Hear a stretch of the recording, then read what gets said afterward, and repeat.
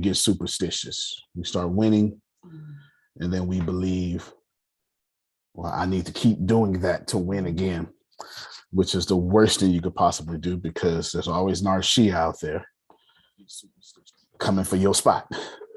And you cannot get complacent and think the same thing that worked last year. You see it all the time in professional sports championship teams. You see it all the time. Did y'all, yeah, I don't know if y'all missed Sister Book of Grandbaby. She's so cute. Did y'all see that? I'm just assuming it was a grandbaby. Yes, I'm just assuming it was a grandbaby. She looks like a little angel. Yes, yes. We're blessed. Absolutely. Absolutely. You see it in professional sports championships all the time. You see the championship team win, and then they don't make the playoffs the next year. Because you have to remember, everybody they beat is upset. Yeah. And during the offseason, all they've done, Jerome, is draft players to teach you a lesson and ran plays to teach you a lesson. And how dare you beat me like that, and et cetera, et cetera, et cetera. So we're going to take about 10 minutes, all personal finance. We're going to take about 10 minutes. This is actually personal finance. I'm going to try to tie everything in.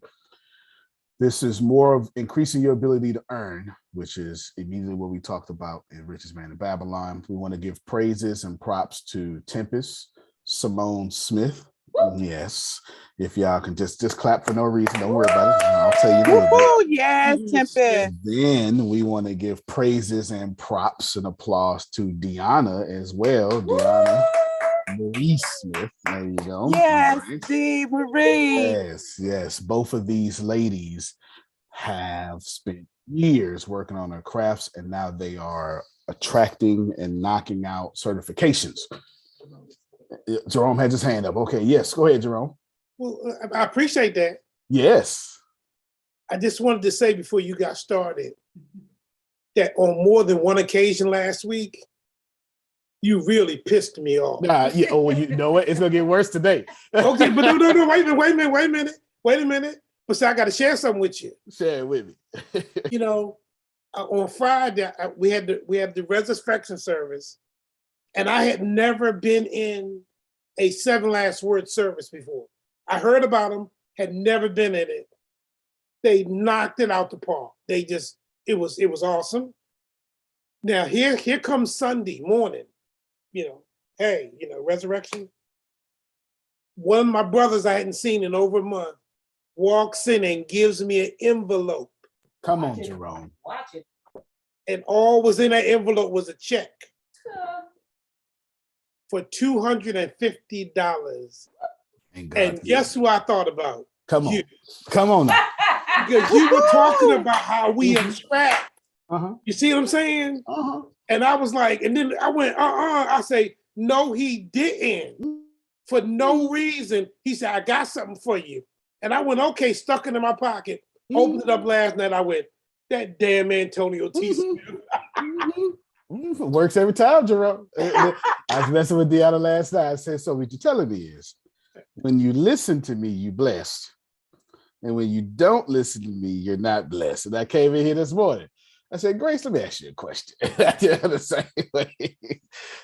same way. No, it's true. It's a law. It is no more accurate to say, if you put your hand in fire, you're going to burn, than if you give, you will attract. There is no difference in the law. The universe doesn't understand the difference. Tempest and Deanna both have achieved high-ranking certifications in their fields. If we can, please unmute our mics. Clap for these lovely ladies. Yes. Awesome job, ladies. Yes. Congratulations. Yes, absolutely. Tempest is obviously in a meeting right now, so I'm sure she would join us if she can for sure. But she has gotten her 3 in 3. 3 high-ranking cybersecurity, Microsoft specific cybersecurity certifications. She finished her last one at 7:30 p.m. last night on Easter Sunday. Yes, she did. On Easter Sunday, I told her Jesus was going to walk through your certifications, and she getting certified on Easter. I said, Jesus gonna walk through him. Deanna has become, and she's been working on this for 2 years, two years, even crazy, even crazy. You know, there's 3 levels of mentorship. How you handle this is up to you and your character. The first level of mentorship is Phil knows everything. Oh my God. Whatever he says, I'm going to do. The second level of mentorship is, oh my God, Phil knows everything. I'm working it. I am almost becoming as smart as Phil. The third level of mentorship is, he can't teach me no more. It is time for me to go out on my own. Now, go out on your own depends. That means you can go out on your own and take a department in the humor consultants, or come back and wind up working with students, often work with the teachers. It happens, not as often as you would like, but it does happen. Or you go out and you have bad attitude about it. Or you go out and then you're 2 companies in good partnership and you always become great friends and great working relationships. Either of these 3 in infinite possibilities, but how you leave always determines, or is always predicated and propelled by your level of character at the time. Always. And Deanna for 2.5 years was like, I'm leaving. I got to get out of here. I got to get out of here. And just depending on how I carried it, that's how she left. But she's here. And I can't even pronounce what she is now. So you have to help us. It has a slash in there or something. Would you please tell the world what you are, please, as of right now? Yes, sir. I am a community/practicing herbalist. All right. There you go. He is a community. Congratulations. Yes, and practicing herbalist. So if you look at the articles on Mexican News, you can tell that has been her unique gift, passion. She enjoys recommending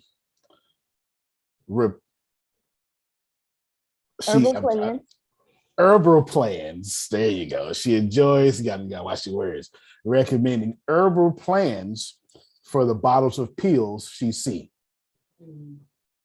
Oh, you're taking this for that? There's a herb for that. And of course, if nobody else is excited, I know Susan is. You hear me? I am too. Goodness, I like that. Yes, that's Susan language. You understand? It makes total sense, though. This universe is vibrating in harmony with imperfection. And if you simply digest perfection, whether it be in your mouth, your spirit, your mind, your eye gate, whatever that may be, then your chakras will eventually start clearing themselves. Your body will heal itself, regenerate itself. It's a great way to say that. Yeah. And God will be good again. At least your body will recognize the goodness of God. There you go. Because I'm not sure if God stops being good, but your body starts failing. So there you go. So congratulations to these 2 ladies. One more time, please, if you don't mind. Yes. You will see a lot of that. You will see a lot of that in Assembly of Wanderers, a lot of it, both sides. And I believe, I know Deanna has something coming very soon. I know Adrian and who was it? It was Adrian and somebody. Adrian and Frida. I know Adrian and Frida are already enrolled in the thing that Deanna is doing. Cool. Yes. So let Adrian know if you talk to her, Grace. Let her know she's already enrolled into it. She's here. Where's she? I don't see her name. Oh, there it is. I'm looking for Adrian. I misunderstood. I got it. All right, I'm looking for letter A. There you go. Well, see, that's how you talk behind somebody's back. You bless them. Yeah, good. Well, today is called Savers or Losers. Why savers or losers? And none of this. What did Jerome say? I'm going to piss you off. And I intend for this class to go over, this personal finances to go over. We won't go into law number 2 until complete. and until complete. There's a lot of things that encompasses law number one. Does anybody have the Rich Man trash can next to you, or a digital copy or something? Anybody? No, Rich Man and trash can. Anybody have? Is it anywhere somewhere? I know Phil and Grace always got it something ready. Okay, thank you so much. Yeah, I mean, Grace has it, and then Phil just picked it up. Phil, if you could do me a favor, if you open it up, I'm not sure if your version has page numbers, because I know you would have been the first person to get it, so you probably don't have page numbers. But after, in the beginning where it says chapter 1, right here, that TLDR, could you just read that one little sentence? It's like right here, TLDR at the very beginning, chapter 1. TLDR is internet language for too long, didn't read. Go ahead. Money is at an all-time high, and if you don't pay your bills the way you wish, you don't understand the rules of money and wealth. Thank you so much. That's the heart of the next couple of days. Money is at an all-time high. And if you're not able to make ends meet, you don't understand money. This is a blessing. It sounds bad, Prophet Jerry, but the truth is, I could have said money is at an all-time high. And if you don't know how to pay your bills on time, you're stupid. But that's not what the law says. You get it? You are a loser. It's not what the law says. The law simply says you just don't understand. And that's it. Let that be a gift for you, because it takes no talent to learn a discipline. Any discipline can be learned by any person. Ralph Waldo Emerson said something similar to that many, many years ago. All you need to learn a discipline is practice and time and dedication. What does Napoleon Hill call it? A burning desire. Phil once told us it was a man, it floored me. I was asking a question. He was like, to be honest with you, Antonio, I've never accomplished anything without a burning desire. And he's right. In order to learn the practice of being rich or whatever, it doesn't matter. Discipline. If you, not discipline as you understand it, I mean, to learn something is a discipline. And talent is not required for disciplines. To pick up a cup of coffee is a discipline. Babies can't do it. Takes no talent. It takes practice, and in this case, dexterity. I mean, skill with the hands. Okay? That's it. That's it. So as you get punched in the face today, and you will, and shout out to Prophet Jerry, he's on a hospital bed with needles in his chest, and he's still on financial. Come on, y'all clap for that. That's incredible. That is incredible. That is incredible. You know. That's amazing. I don't know I know healthy folk who won't show up for themselves. Y'all that's all right. I'm not even trying to bother y'all too much. I'm just saying. You about to start preaching as what Grace say. Won't even show up for themselves, Susan. And here he is. What is it? Broken, but blessed. Y'all don't want to fool with me. That's all right. There's another way to say that. Tasha Cobbs calls it. Tasha Cobbs calls it gracefully broken. Broken and blessed. Broken and blessed. You show right, not but. And that's it. She calls it gracefully broken. Got a whole song about it. Anyway, I'm not. Anyway, let me get y'all. First thing, oh, Monica. I knew I had Monica. Monica, Mike, let me know when you can hear me. She's down here, by the way, y'all. I'm here. Outstanding. Tempest has a great idea. Let's get together immediately. It's time to buy that gym. Whoop, whoop, whoop, whoop, whoop. Yes. Okay. Okay. All right. All right. It's time to buy that gym. Tempest wants to use the gym. Tempest wants to use the gym that Monica's going to do her amazing thing in. And I'm going to read the message to you exactly. What if we use the gym that Monica wants to open as a lead magnet for Assembly of Wanderers and have it be part of the healing center experience, but also separate? Because I've been talking about healing centers and how I want to do that. And who else better than Monica and me to have the physical side of healing lead to the spiritual side of healing? That's amazing. Okay. All right. Awesome. Yes, sir. Yes, sir. All right. So Monica, you not only was I already going to do it, but now I'm motivated to do it because it's tied into my dreams now. Right. Once something's tied into your dreams, you can't stop thinking about it. Okay. All right, here we go. All right, we'll talk This- about it. No doubt. Yep. No doubt. I'm here all week. Nah, yeah, you should get excited about selling gym memberships. This is going to upset you, and I'm not done yet. Let's go. I'm going to refresh it real quick and then unmute it. Well, so they can lend out.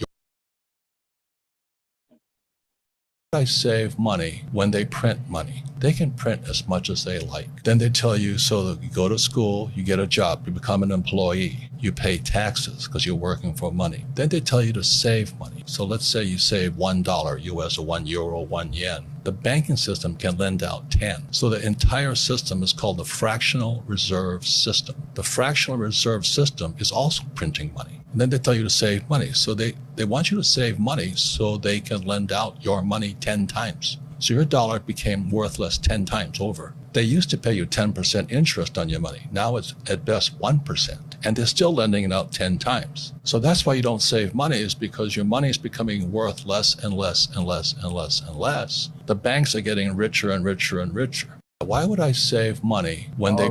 All right. Okay. I talked about this last week. I don't know if y'all remember. Okay, you and Jerome pissed off right now. Good. I talked about this. I said they borrow your money. They use it 9 times. They get $1 billion. They can turn it into 9 billion. And I think I really want to say it's 90 billion, but I'm gonna have to double check that. I've got it written down. Yeah. You can't save your way to wealth. And the reason why this is so tough to receive and accept, because if you're Jerome, if you're Susan, if you're Anthony, if you're Sister Booker, if you're Frida, if you Phil and Sugar, that don't sound right. Because you used to be able to save yourself to wealth or some resemblance of it. And for me to, and Sandra, and for me to say, you can't save money no more. If you 55 and over, I sound like an idiot. But I'm a chameleon. I'm listening for right now, brother. I'm gonna go with the flow. Yeah, you should. And here's the deal. Me saying this in 1945, I still would have been right, but I would have been right too early, and people don't pay attention then. You know what I'm saying? It's like, it's like saying when Obama said during his couple last offices during the Ebola, he said, I set up this thing because the next pandemic is going to come.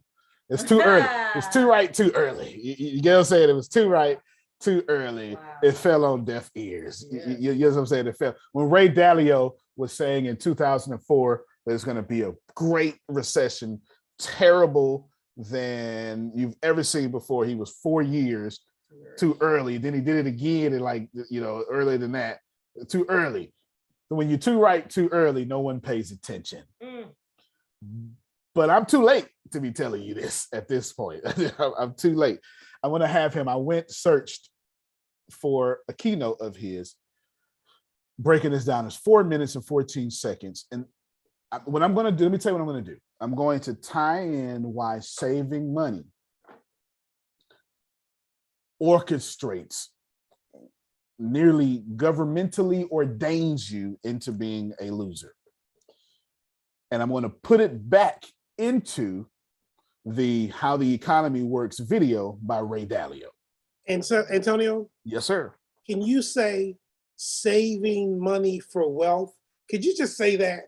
You know, because No. it makes me feel better. Okay, if I'm saving I money know, for wealth, Antonio, I'm I'm an feeling idiot. some kind Okay, of way. You I'm should. gonna say that. I'm Okay, feeling I done lost some money by saving some of it. Yeah. I'm upset. Yeah, you should. There is no acceptable, there's only one acceptable circumstance to save money today. Well, I guess two. If you don't know what to do with it, save it, please. Save it. Save it. But barring that aside, the only acceptable reason to save money today is when the investment you're about to make, the prices are too high. It's the only acceptable reason. Because you shouldn't invest when you know it's about to come down. If it's too high, it's about to crash. That's the natural ebb and flow of currency in a capitalistic society, which you've been learning.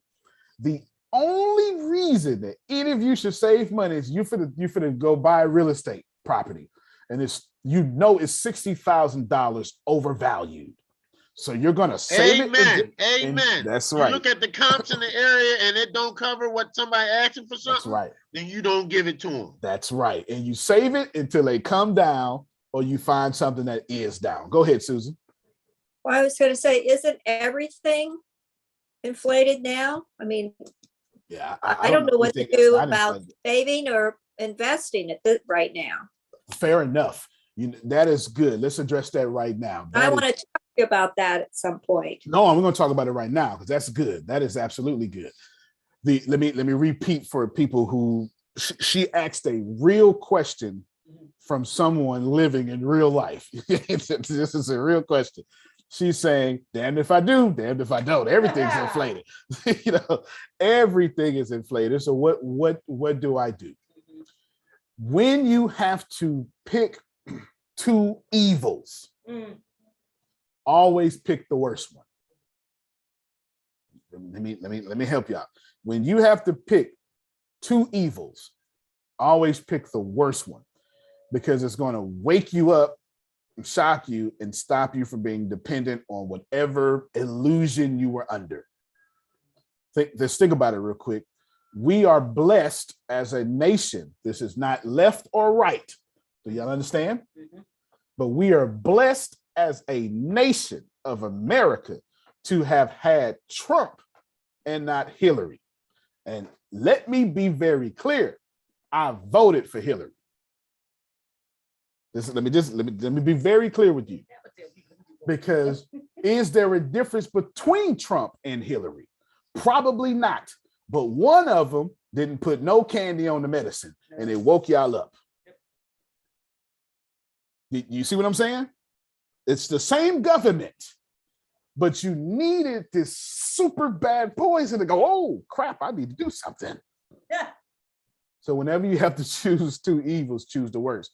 And the worst evil is always investing. Now, I'm using this as a metaphor because we want to save because we can see it, we can hold it, there's no risk. Yes. You see, I'm not talking about facts, I'm talking about feelings. You understand what I'm saying? I'm talking about feelings, not facts, but feelings, because it's okay when my money is right down the street and in my power. You understand what I'm saying? Ooh, y'all lost that money in the stock market. Mine in my savings account. Mine under my mattress. Mine this here. So the worst evil is not saving when it comes to feelings. The worst evil is letting it completely go and having no control over what happens but your education and how you de-risk your investment. Remind me to talk about that. It's the most important thing. De-risk investments. It's the most important thing. I learned it from a Wall Street banker. So when you're asking what Susan said, which is a real question. Wait, damn if I do, damn if I don't. I don't know. Everything's inflated, but it's better for you to be inflation risk averted in investments versus inflation risk averted in your savings, because your savings ain't doing nothing. At least you have enough movement in your money to counteract inflation. So let me, when you have to choose two evils, always choose the worst one. Always. And I'll push it further. Let me take, here's the stuff I really think that I shouldn't say out loud, Jerome. I shouldn't, but this is stuff I really think that's just gonna get me in trouble. They're gonna play this 15 years from now, I'm gonna get in trouble. And this is what I really think. I really think if you don't own property, you shouldn't even be voting. I said it. That's what I think. Getting ready to get yourself in a whole bunch of trouble, man. That's what I think. I think it should be a weighted democracy, because it ain't no democracy anyway. We're a republic. And I think if you don't own property, you shouldn't even be voting.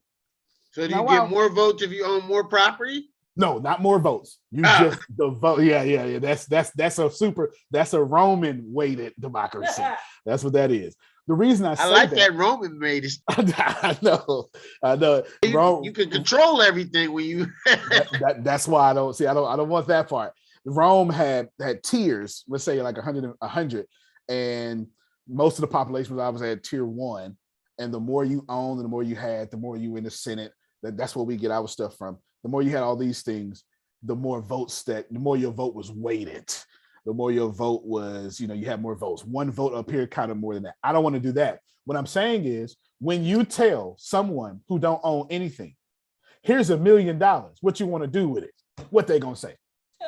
Split it evenly. Problem with that is, the money coming right back to me anyway. See, these cold hard truths. I know you don't like it.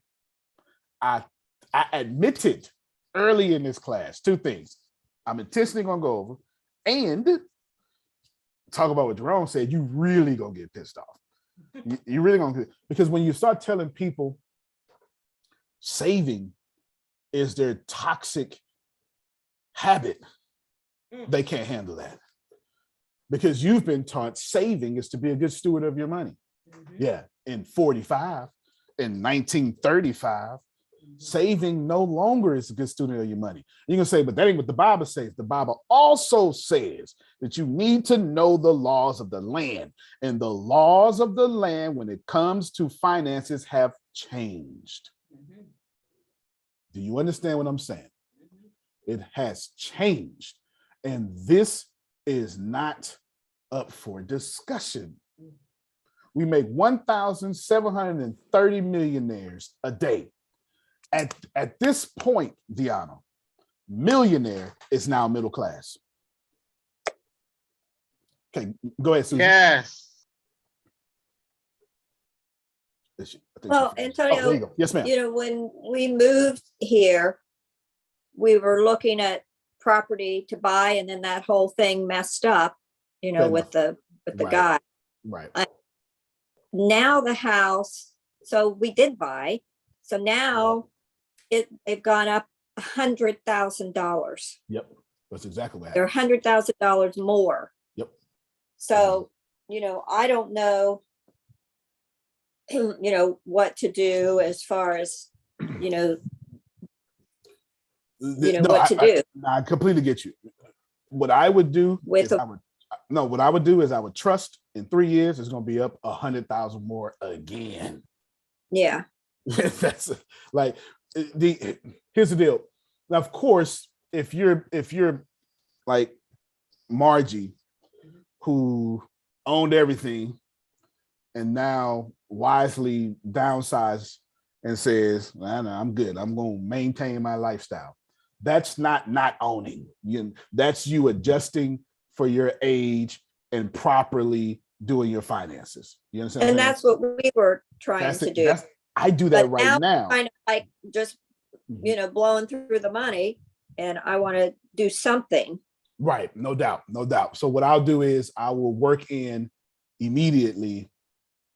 I might even invite a friend or two on good investment opportunities. Good investment opportunities.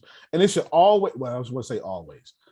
I would say, though, at your age, it should always be a hard income producing asset. Always. Yes, that's what. Yes, ma'am. Yeah. Always. Absolutely. And all the other people that you mentioned on this call that are in that area. Absolutely. Absolutely.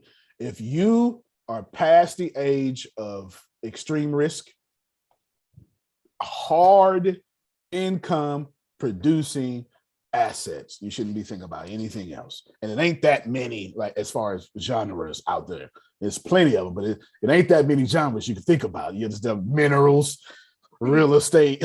It ain't that many hard income producing assets. Go ahead, Prophet Jerry. Thank you, Susan, because you just enhanced the whole class. Good morning, Bishop. How you doing? Morning. I'm well, sir. How about yourself? I'm hanging in there. Question. Okay. We were talking last week about the 10, 10, 10 and 70, something like that we were talking about. And with that, I'm trying to save for a house, put my queen in a house, right? But right now, finances is there, but not there. You know the situation. Understood. Is there, not there. So right now I'm paying like $800 in rent. And I signed up for what do you call it? Section 8 or Housing Authority or whatever that is. Fair enough. Fair enough. Now, when let's say my rent is like 4 instead of 8. So what would you do with that 4? You see what I'm saying? Because are you telling me you have 400 excess dollars remaining? Like, you know, say for instance, I don't know the actual rent yet. But what I'm saying is, say the rent is just 400. Understood. So you want me to pretend that you're going to have 400 disposable income dollars left? Yes. Outstanding. Is everybody okay with this? Because that's pretty reasonable. That is, you're either in 3 situations on this call, because it's only 3 situations. You remember what it was like to have $400 disposable income, and now you can relate. You're like, oh my God, I remember those days. You're well off. Congratulations. Or you're saying, damn, 400 is a stretch. I'm trying to get there. That's where you are. Or you got $400, literally. Because I've been in all 3 places. I know what it feels like to go, I ain't got a dime over. I just don't have it. And I can cut and still don't. Who's there right now? Let me. Is there anybody? Okay, there you go. Here's the deal. If you're there, if you're in the place to where you say, it's not that I'm dumb. It's not. It's not that you mismanage your money. It's not. You got too many expenses and you haven't increased your ability to earn. Write both of those down. Mm-hmm. You have too many expenses and you haven't increased your ability to earn. That is what, there is no pray, chant, do a rain dance, do whatever you need to do. This is not changing. You have too many expenses and you have not increased your ability to earn. You ain't getting no certifications. You're not, whatever it is. Let's break this down because I'm going to break. I still got Susan a question in my head and I got you, and I'm about to get them all out the way. Still play the video. I'm about to do all of them. We're dealing with the 400, but I incorporated. I ain't got 400.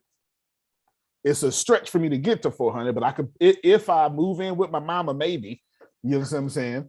Or you know what, God, thank you, Lord. I ain't need that no more. Okay, we're talking to everybody. You understand what I'm saying? We're talking to everybody.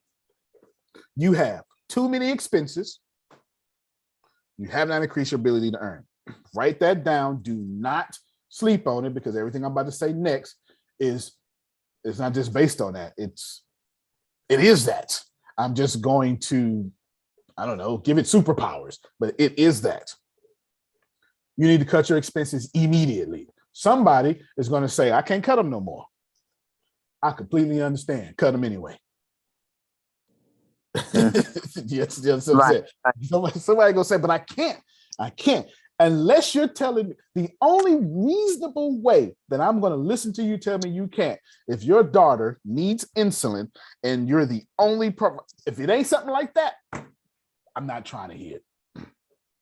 If you ain't saving your daughter's life for insulin, I ain't trying to hear it.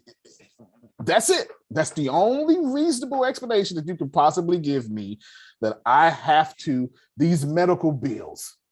Or like Susan, my mom is in the other room on hospice. Okay, understood. If it ain't that, you be quiet and you go cut anyway. You understand what I'm saying? That's it. This is important because some of y'all need to move yourself back home. See, hold on real quick. Because everybody got a problem with this, but my black folk got a super problem with this. You understand? We got a super problem with this because we're the only culture in the world that has a culture but no community. Wow. Every other culture has a community but Black people. Yep, that's it. So to tell Black people time for you to go back with your community and save you, I just offended you. So let me tell you, some of y'all need to get rid of that car note. Some of you, your credit is already a 400. You need to go home. And if you can't go home, guess what? Got some roommates. All right. See, this is always the hardest part right here, Phil. It's always the hardest part. When you tell people to give up some of that privacy, you understand? It's, do you want to win or act like you winning?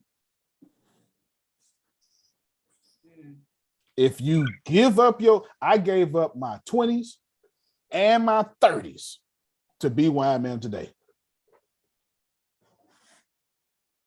Period, point blank. I am living my best life after 40 because I gave up my 20s and my 30s, and I gave them up, and it wasn't fair. And I didn't get to do what my friends did. And I didn't even get to use my passport in my 20s, and I had it, Archie. I didn't. I still ain't had a vacation. But I'm sure planning a whole bunch of them now, Jerome. You understand what I'm saying? That's it. So please kill your expenses because some of y'all ain't never gonna get to 200 or 400 if you don't move back in. And it's not your fault. It's the system has designed you. Remember, I did the money thing. I said you really got negative 1.8. So you're already in the hole. Your dollar is actually negative $1.80. So it's time for you to go back home and save that 80 cents. Now, yes, sir. No, go ahead. Now, Bishop, go ahead. Because like when I was before I met Queen, I was in like a senior citizen building, and it was like $100, $200. So, but let's say with that 400, do I? Hold on, real quick. Hold on. Let me just ask you one question. I'm so sorry. Can you have a wife in that senior living facility? I don't think you could have up in West Virginia, you couldn't move in somebody, and then plus it was too small for both. See, all right, no doubt.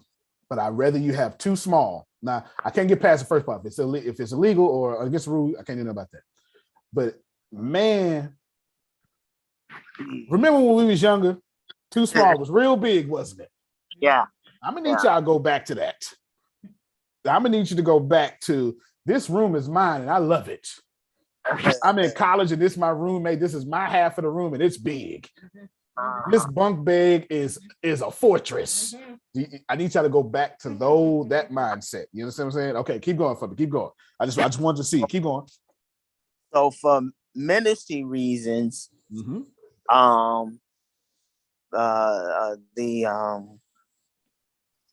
I hear you. I'm about to cut it down, but I hear you. For ministry reasons, I had to move back to North Carolina. Fair enough. So I moved into a 2-bedroom, which is like $750, but we do 8 to, you know, keep cushion in there because, you know, not the type of work Renee does ain't really paying shit. I mean, excuse me, nothing. No, you fine by me. Finances make you cuss. Let me tell you. Keep going. And so we decided, as I talked to her, I said, I'm ready to move. This is luxury. Okay. It's nice and everything. I like this mindset. It's nice and everything, but for us to save money, for us to get this house, for us to get this hotel, we need to start saving, and we can't save. Right. You're mathematically math is law. Y'all understand that? And when we communicate with aliens, it's gonna be through ones and zeros. We're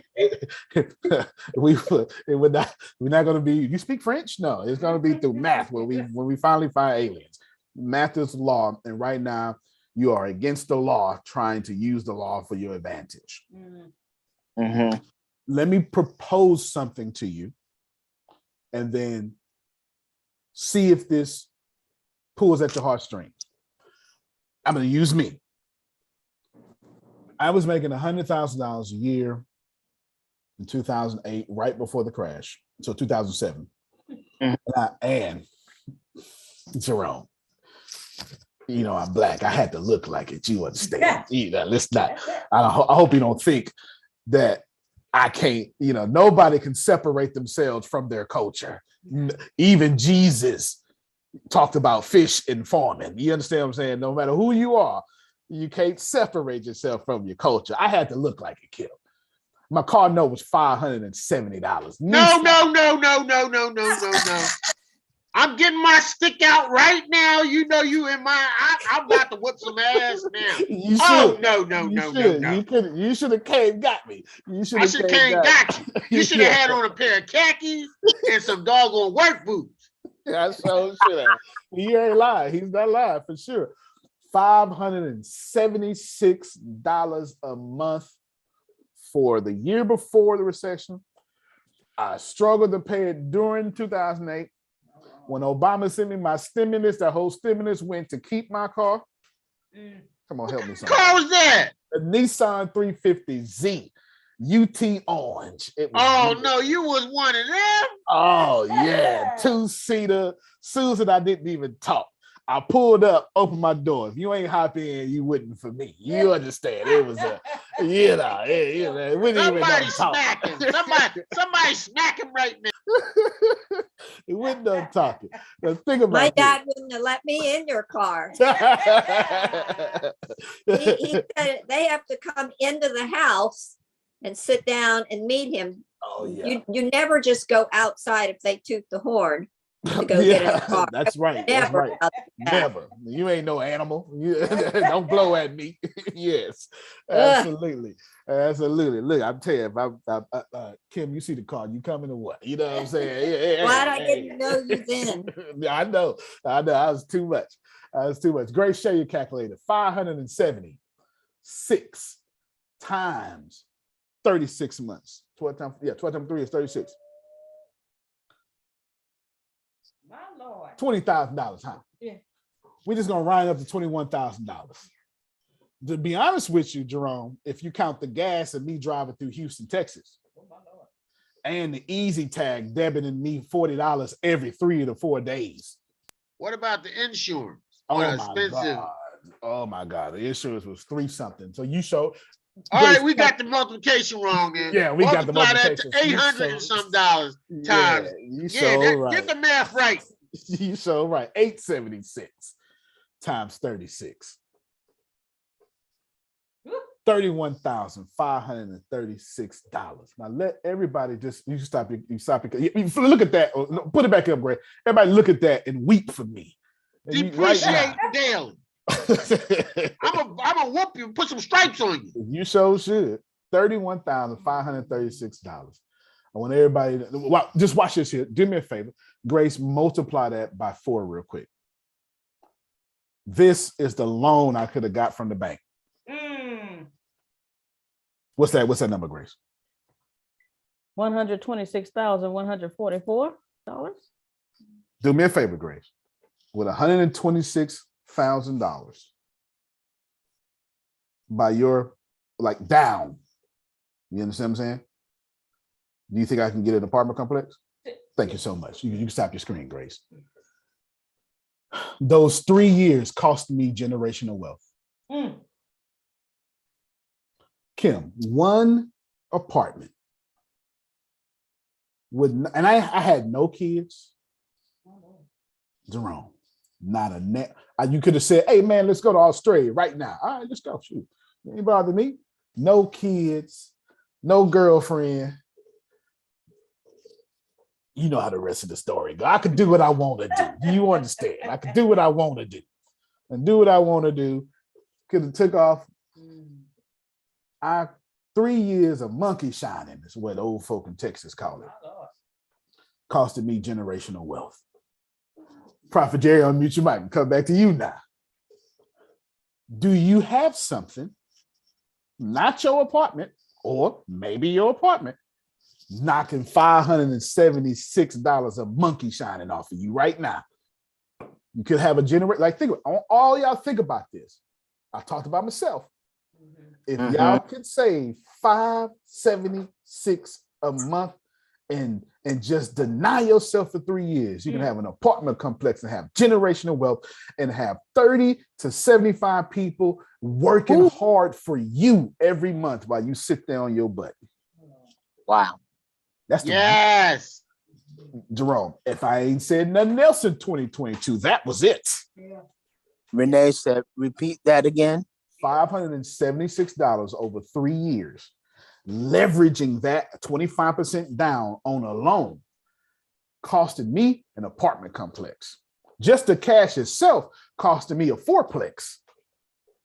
$31,000 in Texas is a 6 or a 7. 6 or a 7 or an 8plex. 31,000 is an 8plex? Yes, sir. Yes, sir. Absolutely. Money cometh enterprises is on its on the way. On the way. On the way. I'm just trying to get you to see something, man. I'm trying to get you to see. I want you to find it. This is everybody who says I can't save. That's a 0. It's really hard to, or thank God I ain't doing that no more. $576 on a car I ain't got. Ask me what happened to it, Jerome. What happened to it? I turned it back in with a full tank, cleaned and shined, voluntary repossession. Voluntary. You know you pissing me off. You know that, right? Like 3 years. I delayed the inevitable for 3 years. I got smart enough and said, you know what? Where y'all want me to meet y'all? Okay. Where you want me to meet you? Because I'm not doing this no more. So when I tell you, hey, you just need to go home with mama again, I ain't lying to you. I've done it before. You understand what I'm saying? I've done it before. I turned that car in. I moved in with my brother. Sure did. It took me 9 months to get from out his roof. But that 9 months, I ain't had no bills. All I did was stack paper. Ooh. I ain't got no mama to move in, no daddy to move in. I had to move in with my brother. Wow. That's exactly. Wow. That is so. Come on, no. I want to hear that. Who said that is so? Who's that? Renee? Come on, come on, let me hear it. I was saying, that's so why. I'm sorry, here. That's all right. We can still hear you. That's common sense. Oh, my bad. It really is. It's common sense. But I was like, that's so why. I was like, we got to, we've been trying to pare down a whole lot, because I remember you had said a year ago, like, you need to downsize, and God blessed us with our van. And I said, Jay was like, well, Renee, do you still need your car? You know what I'm saying? I used to call it Big Blue. So I said, you know what? This car is paid for. I really don't need this. So I gave it back. I gave it back to him and I said, okay. I was like trying to pare down, but then, looking at where we live, and I was like, sometimes it's a struggle. So I was like, we need to get out of here. And I was just, but we had to talk about it and really be like, okay, well, we got stuff coming up. And I know towards the end of last year, we was like, our lease is going to be up in the summer. So we need to start looking now so we can be ready for, we can put in the application and do it beforehand so we can get on the waiting list. We did. That's right. We did at the end of last year, and we already got called about, putting an application and the next steps. And I was like, cool. But I was like, that's kind of a little bit of a noose a little bit. So I was like, man, we get that. And they're able to save up some more. I was like, I'm gonna tell you three things real quick. She hit me up last month, say my lease is up in 3 months. Where should I go? I said, we'll figure it out, because where she at is kind of uppity. You understand what I'm saying? It's uppity. It's number one. Number two. Antonio. Yes, sir. I like to ask the question. Yeah. Couldn't you take like the $400, research, and find a place that's on a finite timeline for a rent to own, and like get the money, take that there, and at that finite time they have to sell you the property. Now you own the house, and you done saved your money, and you're building into it. Then after you start that going good, you can take some of the money equity out of that and buy you a fourplex. I mean, that's just the way That's my brain works. 100% correct. And it's easier to do it now than it was for me in 2008, because right now all y'all can do is go Google for sale by owner and your zip code right now. You couldn't do that in 2008. Well, if I could, my phone wouldn't do it because I ain't had no laptop. I had a cricket phone. Kim tried to holler at me. She looked at my phone. She said, "Oh no, baby. Oh no, baby. You doing you need prayer." I had one of them phones that looked like, "Ooh, you got one of them?" Yeah. Your bill $25 a month. You can't, exactly. Yes. So I want to tell you, for sale by owner, put in your zip code. Right now, I've been paying more for my light bill. My light bill was up in December. I've paid more for my light bill in the last 4 months because they got me on month to month. Well, not month to month, whatever it's called, whatever they call it, it's no contract. And I'm being irresponsible, but I refuse to get back into another 3 year. Some of y'all ain't in deregulated areas, but I refuse to have my light bill be a bill again. And I've just been researching. You understand? And I'd rather pay an extra $200 over this 4-6 month period than $200 over every 3 months for 3 years. I'm not doing it no more. You know what I'm saying?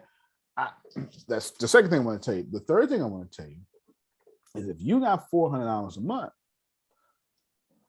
I need you to just go straight 3 years of eating crow. You hear me? That your life is going to suck. And that is just fine. Let it be spiritually blessed. But as far as you being financially blessed and people can see it, nope, you better not. Worst thing you can ever do is when you get to $1 million is look like you got $1 million. You better be in khakis on. Put your khakis on. Khakis on, work boots, and a paid off 8700 Civic. And let me tell you something. Honda Civics pass up new cars on the highway every day. They do. Them Hondas last forever. Hondas and Nissan Maximas. Yeah. Them two cars with Hondas and Nissan Maximas. Nissan Maxima lasts forever. Forever. I still got mine. 2004. Forever. So let me bless y'all. $576 over 3 years cost me my 30s. What I did at 27, I had to give up a whole decade to recover from looking good in a car I never should have had. And you know, if it's five, now the Nissan 350Z, y'all probably know it. Pull it up, Grace. Nissan 350Z, UT orange, 2-seater, wouldn't even know trunk. You know what I'm saying? Yeah, 2-seater, you know. I know the car. My friend at work had one. My tires was $475 a tire. Yeah, I'm not lying. Yeah. $475 a tire. Grace gonna put it up. You gonna see it. You know the insurance. As soon as you see the car, Susie, you gonna say, "Ooh, that insurance." I'm 27, driving this car. Insurance is ridiculous. You know I got bad credit because it cost me $576 a month.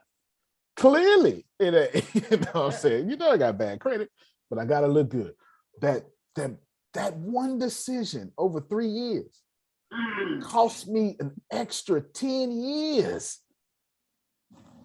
If that ain't, if you, however old you are now, I want you to go to the next decade.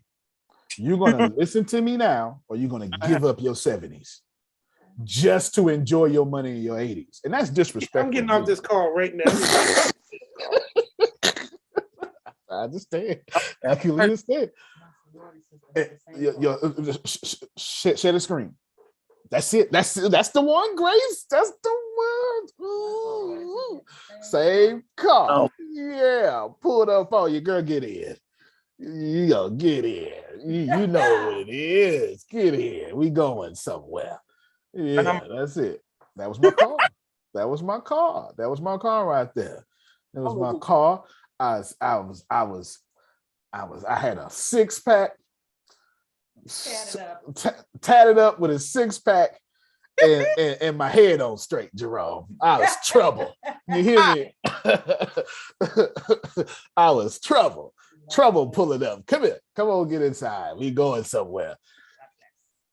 Lost my whole 30s for it. Oh, if you would like Prophet, if you like Prophet Jerry, Jerome, all of y'all, you can squeeze out 400. You can. And if you don't, whatever age you are, if you say I'm 56, all right, you're going to give up your 60s. You'll get it. We're not talking about law of attraction. We're talking about math. Math. I joke with Grace all the time. Grace, what I say about math? Math don't lie. No. That and math is God. I tell her all the time. I joke with her all the time. I say math is God. You hear me? I tell her all the time. And I don't mean no offense by that when I say that. I'm just, what is God? Same today, yesterday, today, and forever. That's it. So is math. Can God lie? No, neither does math. I joke with her all the time about that. That's the link right there. That's the link right there, Sandy, for that one video. You know, like math is so consistent that when the universe was created, there was math. And sometimes it's so consistent, it's hard to see which one came first. You know what I'm saying? This is just me joking, but it's a lot of truth in that joke, though. So I'm just telling you, mathematically, right now, you're costing yourself a decade every time you pay something you shouldn't pay. And if it's over 200, that's a decade. I guarantee you. I guarantee you. And this is what let me tell you, it made me voluntarily repossess that car.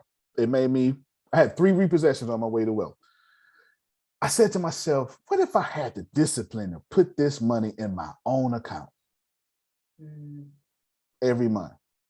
Because I pay it every month. Because you show the car again, Grace. Show the car again. I couldn't get that thing up. Look at that. I pay that thing every month.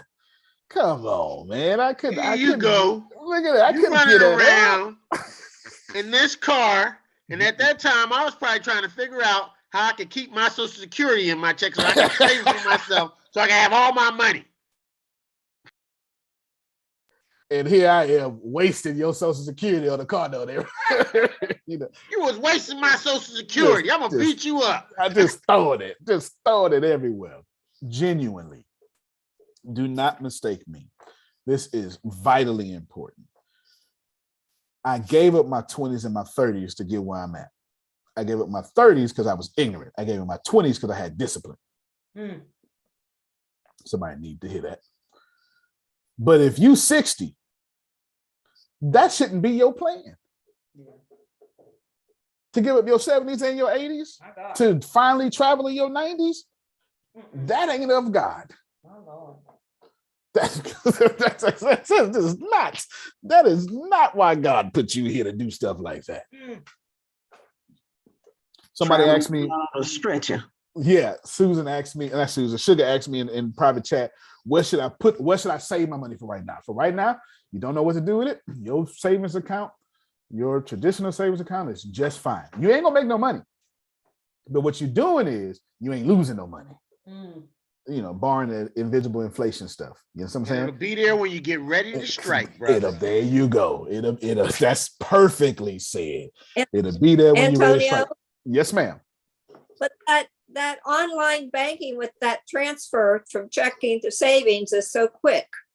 Yeah. It's so easy. Quick. It's so easy. See, it's there, but you can, you know manipulate it. You know what, Susan, you so right. So let me I want you to go to another bank that you don't get a card to. Because she's right. She is so right. I had to Susan, you're so right. Oh, I can do it right now on my phone. Split second. Split second. Forth. And then Susan so strategic. She strategically convinced herself why she should be doing it. But it's just transfer to the kids too quick. She right. Y'all go put that somewhere else. And every time they ask, when I save money, I do this every time, Kim, I promise you. So would you like a debit card? Nope. Nope. No. Well, here's your own, don't even want online banking. I don't need to check it. Unless y'all going out of business, I'm good. If you ain't closing down, I'm good. I ain't worried about you getting robbed. This FDIC insured up to 100,000. Mine gonna be there. You understand? Because I ain't got no 100,000 up in here. So I'm good. I don't know about Phil. Phil got millions. I got a less than $100,000 up in here. I'm good. The rest of y'all can lose. You can have more than $100,000. You just put them in different banks. That's banks. All. You're right. You just have more than one bank. Yep. In Lamarck, I have a credit union that I got money in. It's been there since, I don't know, before I graduated with my bachelor's. I can't access it. I gotta go to the bank. I got the account number. If I lose my wallet, I just gotta go. I gotta go there and tell, hey, here's who I am. Here's my ID. You know? Good, because no telling what kind of car you might come out of there with. Exactly. And that's actually where I bought my last car, from the credit union, right? From the credit union, I bought a nice little white car. I want to answer a few things. I want to show you this video real quick. The idea here is saving makes you a loser. No disrespect. There's only one acceptable reason to save, and Anthony said it best. You just, when you're ready to, if you don't know what to do with it, save it until you're ready to know what to do with it so you can strike. Other than that, you should never be saving, because here's the deal. Money, and this is the truth, and I'm going to show you 2 videos. Money has no value if it's not moving. The moment this is not some catchy phrase, Frida. The moment they scared the hell out of y'all and took all y'all gold, y'all remember that? Yeah, you know what I'm talking about? You got to be old enough to remember them. Yeah. The suits turning that gold. You turn it in. The moment we got off the gold system and they did all that propaganda that made y'all turn in all y'all gold. That's what they did. That's the truth. Y'all old enough to remember. It's the moment money became of no value. And as soon as it came of no value, unless it's moving, it has no value. Moving is the new gold-backed standard. I'm trying to make it make sense to you.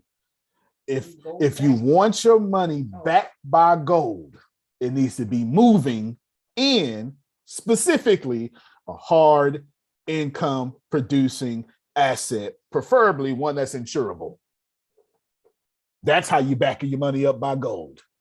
It's called 222 Blackberry Drive. I just made up an address, but you get what I'm saying? Like, what's the difference? And it has 356 doors. 356 doors. That's 356 bars of gold. You hear me? It's the only way to do it now. No, this is so practical and reasonable. When the last time y'all seen a movie about robbing Fort Knox? Last one I saw was Die Hard with Bruce Willis. I ain't seen another one since. The movie's irrelevant now. There's no reason to go rob Fort Knox. Jerome, tell the truth, right? Back in the 80s, every movie was about Russians and robbing gold.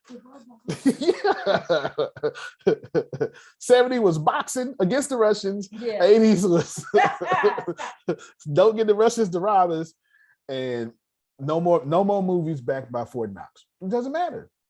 It doesn't matter. Bitcoin is the new gold. No, loosely metaphoricalized right there.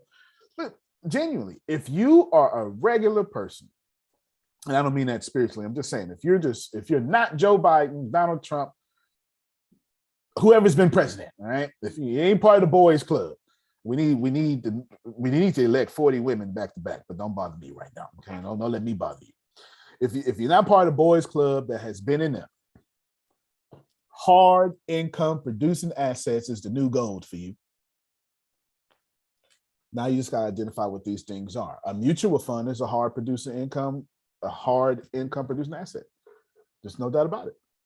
Government bonds, utilities. Now, is all stocks good? No. And we're finna talk about it right now. But don't get too mad about what he's about to say about stocks. But I do need you to get the stock. When it comes to stock market, if it's moving, congratulations. However, that movement, no different than crypto, can be volatile. If any of you are asking me, where should I put my money? I only got one answer. You put it wherever you need to put it into until you get enough to put it into real estate. Until then, don't lose it. I don't have another answer for you. I'm not right. But you're making a lot of sense. Yeah, I'm just going after $100 billion. You got to know what you're doing when you're playing the stock market, or you'll lose your shirt and your chest. Ain't no chest to put it on. Let's listen to this keynote he doing. It's fantastic. Savers are the biggest losers today. Okay, and you're taught to save money and invest in the stock market for the long term. That's crazy. It's nuts. So with that, I'm going to bring out, this is my book, latest book here. It's called Why the Rich Are Getting Richer, What Financial Education Is Really. And the chapter here says, chapter 6 is, why your banker does not ask you for your report card. Okay. Banker doesn't care if you're smart. Banker wants to know you got money. That's all they care about. But what the banker wants to know more than anything else is not how much you have in savings. What does a banker really want to know? How much can you borrow? You can borrow a lot of money, they love you. You can't borrow any money, they give you a credit card. So, that's true. So chapter 7 is why getting rich is a team sport. Like I said, my favorite sport in the whole world is rugby union. Greatest sport, in my opinion, greatest sport on earth. Okay. Fat, tall, short, just show up and want to play.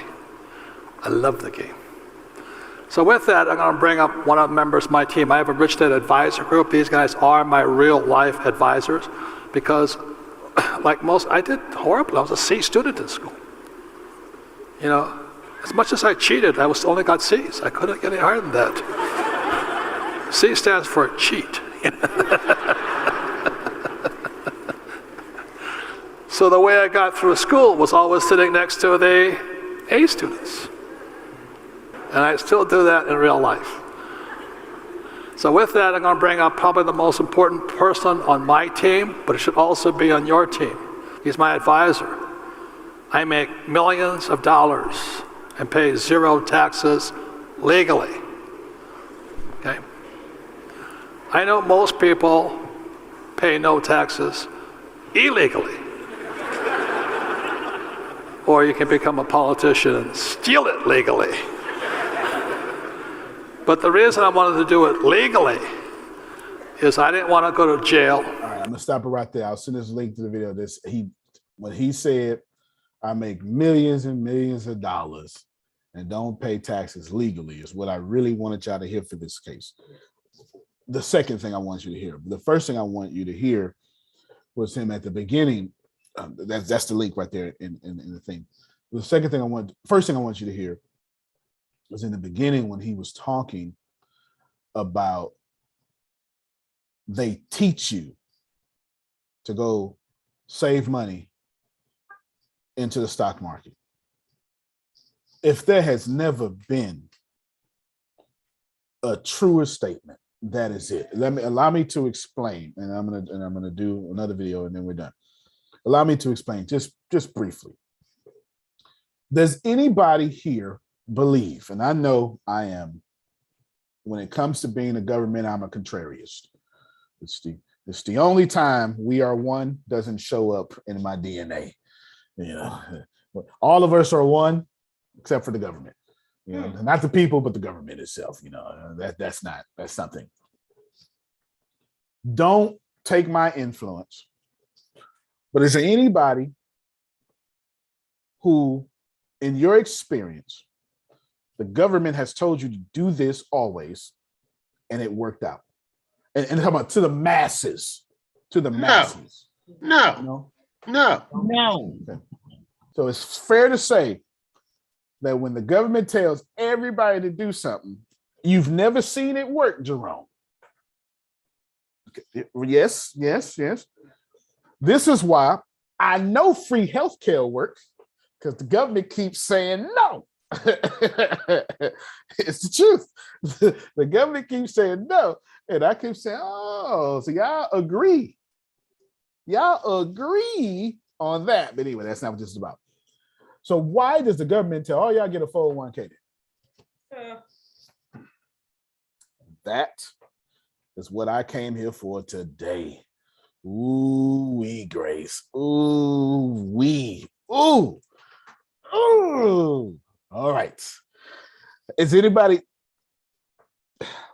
May I? Outstanding. Thank you so much. I appreciate you. How do I want to do this funny? Do I want to do it quickly? Let's do it funny and quickly. Here's my thesis I just explicitly, outwardly, openly presented for us. The government, 100% of the time, when it tells the masses to do something, it never works. If I was writing a paper, I would say, Frida, to whether or what extent does the government have an agenda concerning 401ks and their likenesses? Yeah, I can use my degrees when I want to. You understand what I'm saying? I can use them when I want to. That's what I would say. That would be my, Talisha asked a question on YouTube. Thank you. That would be my thesis statement. Let me get this question. If you are with a company that is promising you 3 times or 4 times back, I only got to read the rest of the question. Take it. Take it. Back on your money. Is it a scam? Crypto, that is. No, it is not a scam. Let me pause right here. If someone is offering you unearned income, take it. Thank you. And while I'm in there, I need some stock options at the low price so I can sell them. There you go. No, you're right. Listen. You say, oh, but I don't know. Should I leave my job? I'm almost fully vested. Okay. After you're fully vested, let's have this conversation. Exactly. Fully vested means when your company agrees maybe at 100%, and they're saying that will match your savings dollar for dollar. You understand what I'm saying? They're saying you put $1, we put $1. You put in 1,750, we put in 1,750. Typically, that's after 7 years they'll do something like that, because they don't do that with regular employees. You know, you got to be a loyal employee, which makes sense.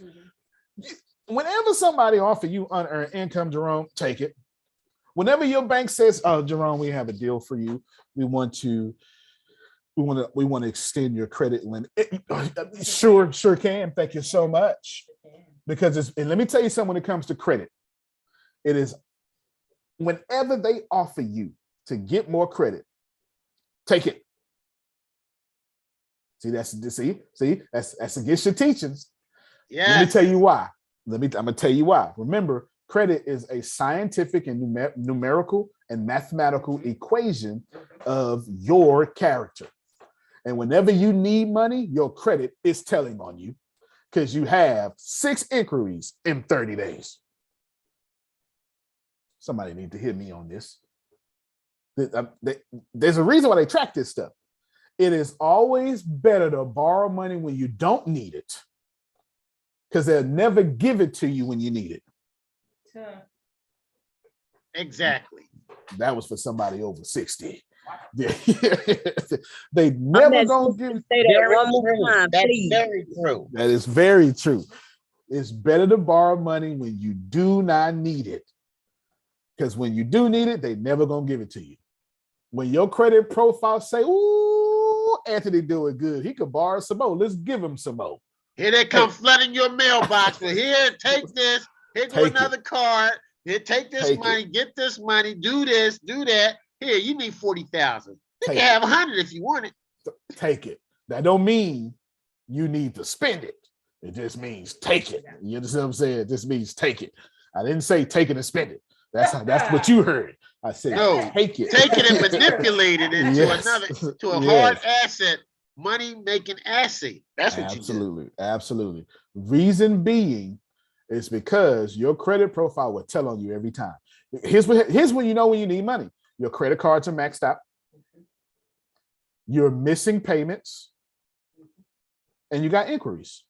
And they're going to look at that and say, well, we've seen this a billion times before. Sorry, Susan. Sorry, Antonio. You're denied. We apologize so much. We're not denying you. Just due to your recent activity, you have too many inquiries at this time. Yes. Well, you've all seen it. Yes. You've all seen it. You know what I'm saying? They real slick with it. They real slick with it. What they really saying is, oh no, we don't give to people under stressful situations. And they do not take children and grandchildren and great-grandchildren anymore. And well, see, I ain't know about that, but there you go. So don't do that either. Okay. Come on, Prophet Jay, now play this video. All right, one quick question, Bishop. Mm-hmm. When we start the ATS, the coin thing, mm-hmm. I can't do like maybe 5,000 and 2,000 stuff right now because of my situation. You know what I'm talking about. Understood. So could I at least do 100 of that, or at least 500? What will ATS accept? Because I know I'll be putting my money in a good place. $1? $1? You be fine. You accept $1.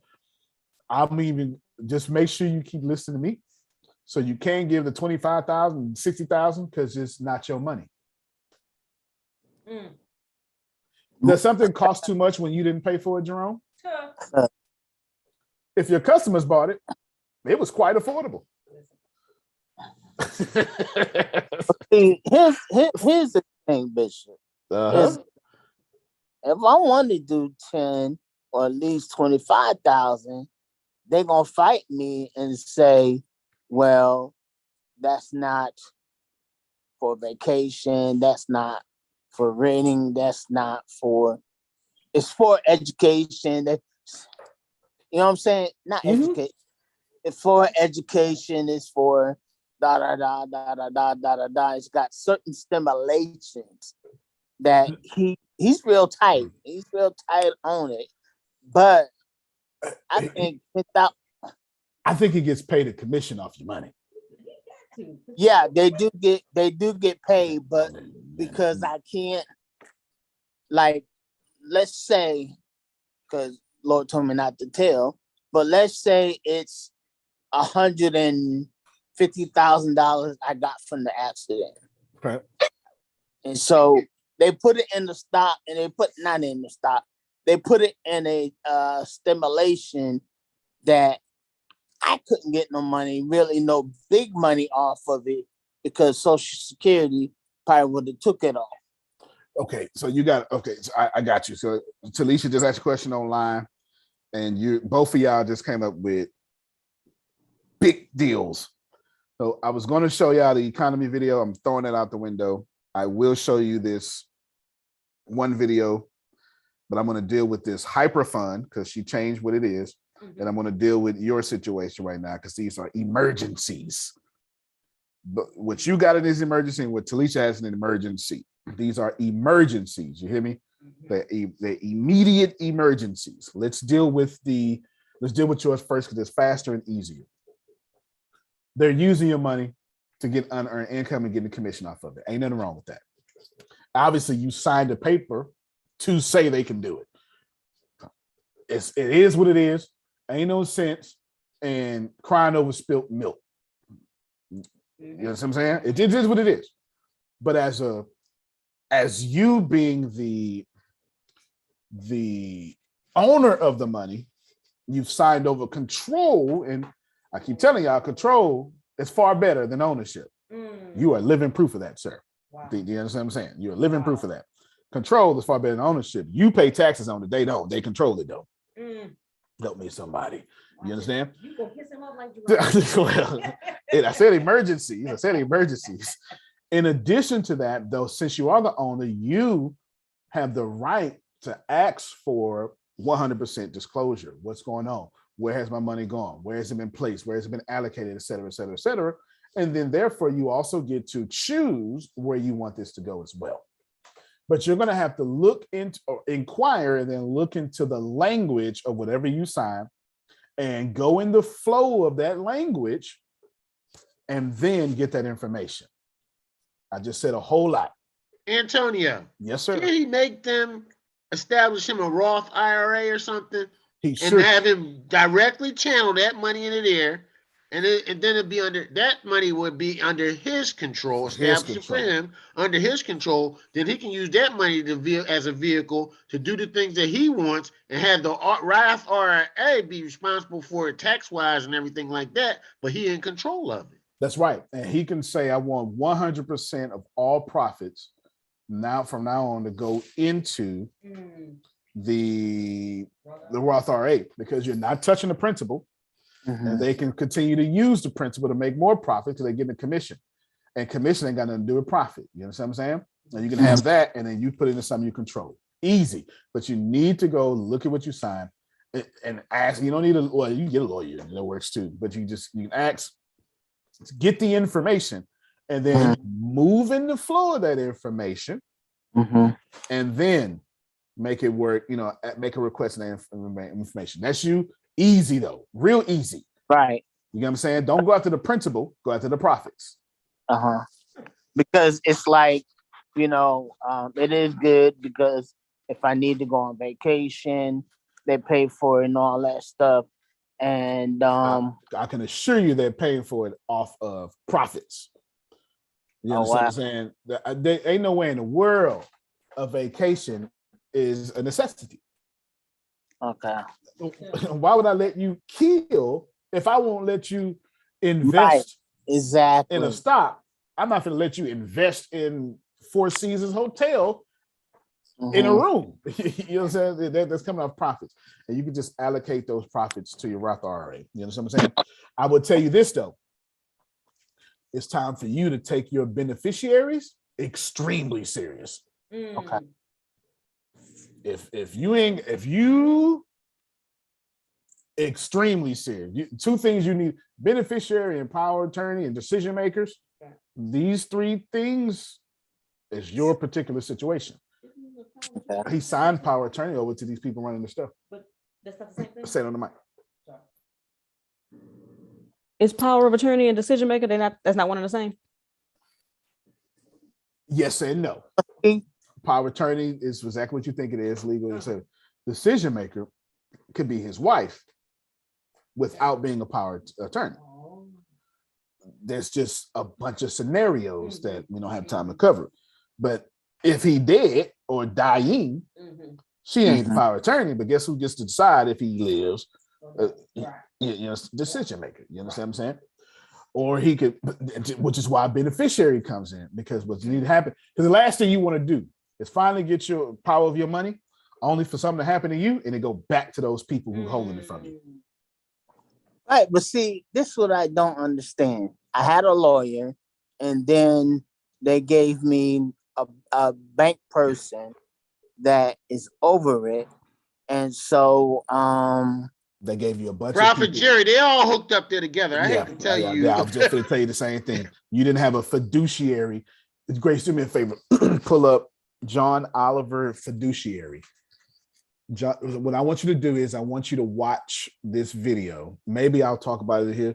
John Oliver he's a hell of a journalist. He did a great 25-minute take over insurance and fiduciaries. Fiduciary is someone working for the government, non-profit, to do what's best, non-profit, non-commission, non-commission to do what is best for you. A financial advisor or anything like that is all trash. It don't mean anything. You know, and I think the thing was, I was because of wasn't smart, first of all. Of course, they was counting on that. Second thing, I was just ready to settle. Of course, they was counting on that too. Hold on. Let me help y'all out.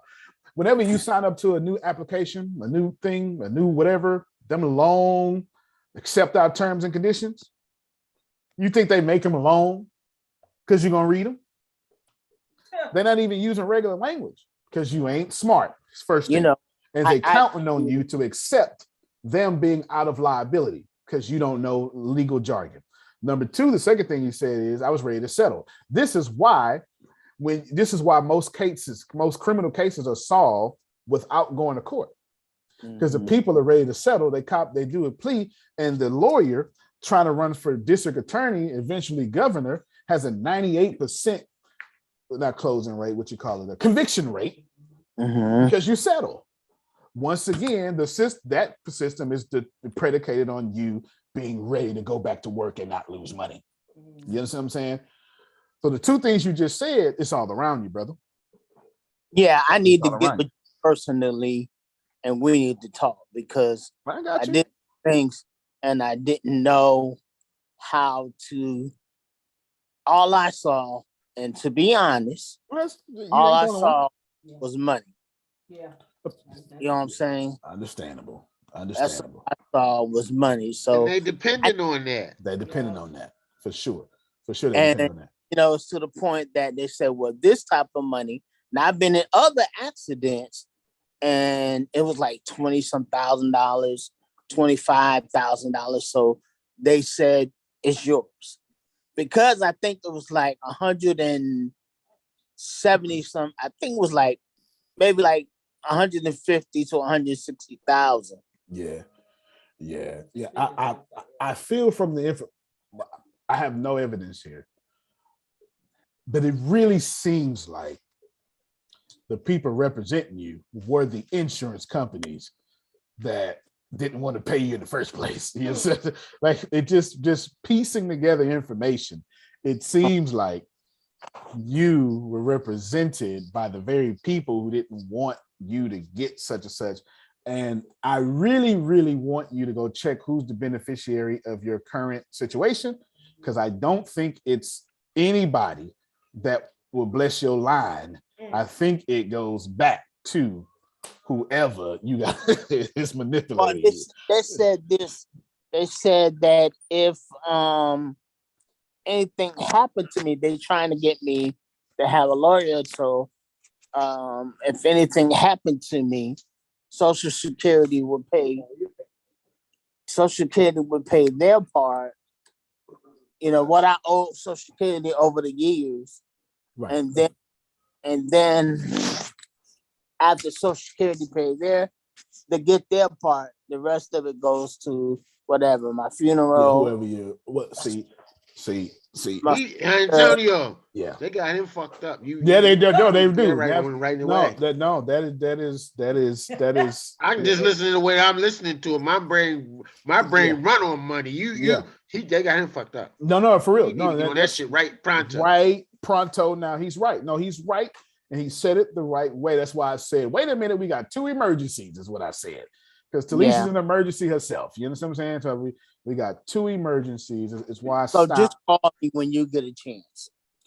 Okay, got you. Well, I mean, we'll do it today because you ain't got no choice. I mean, you ain't got no choice. But however, no matter how much we talk, it's going to come back to this one thing. You need to look at the legality of what you signed. Everybody listen to me. Don't matter what he's saying, what I'm going to say, Jerome. He can only move in what he signed. Do you understand? Yeah. So what's the end of the story? Whatever you sign, there's language in there, and we got to move and request according to that language. And I do want to say one more thing that you keep doing. I mean, you mentioned it 3 times, and I want to tell all of you this here. This is no longer finances. I'm finna jump into. This is why y'all need business mentors. Never, ever, ever, ever take a contract from somebody you in business with. Let me help y'all. Contracts are always better when they come from your home court. Do you hear what I'm saying? This is yes. Contracts are always better when they come from your home court. I'm not telling you that you can't find a Phil Sorrentino, a Susan Sorrentino, a Brad Blazer, that these a Ken Johnson. These contracts are fantastic, no matter which side they come from. But that was only 4 people I named. I didn't know. Unfortunately, these 4 people can't do business everywhere. You understand what I'm saying? Unfortunately, that's the problem. Contracts. This is why when you get with somebody like me will say, we'll draft up the contract and let your people look it over. I always want the contracts to come from my side because I know I'm going to deal fairly. You understand what I'm saying? And I know everything I said going to be written down. I also know there's an exit strategy for both parties. You get what I'm saying? I know it because I wouldn't do it any other way. I wouldn't do it any way, and I know, and certainly on my contracts is going to have taxes in mind. Let me tell you, no doubt about it. I was a patriot. I fought for my army. My government multiple times. I'm not paying taxes, my unfair share of taxes for it. You understand what I'm saying? I'm not doing that.